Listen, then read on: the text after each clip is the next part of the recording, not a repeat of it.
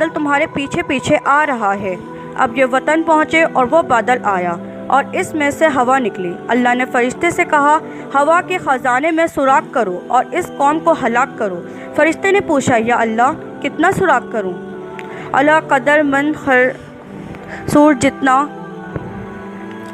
بیل کی ناک کا نتنا ہوتا ہے اتنا بڑا سوراخ اس خزانے میں سے کروں۔ اللہ تعالیٰ نے ارشاد فرمایا، اگر اتنا سوراخ کرو گے تو ساری کائنات ہی برباد ہو جائے گی، تو یا اللہ کتنا سوراخ کروں؟ کہا، ایک انگوٹھی کے باقدر سوراخ کرو۔ اس میں سے جو ہوا نکلی وہ اتنی تیزی سے نکلی کہ جو فرشتے ہواؤں کو چلاتا ہے۔ حضرت علی رضی اللہ تعالیٰ عنہ نے فرمایا، ایک فرشتہ ہواؤں پر مقرر ہے، لیکن جب وہ ہوا چلی جسے اللہ نے آگ پر چلایا، بریہا سرسر آتیہ کا مطلب حضرت علی رضی اللہ تعالیٰ عنہ نے بیان فرمایا کہ وہ ہوا فرشتے کے ہاتھوں سے بھی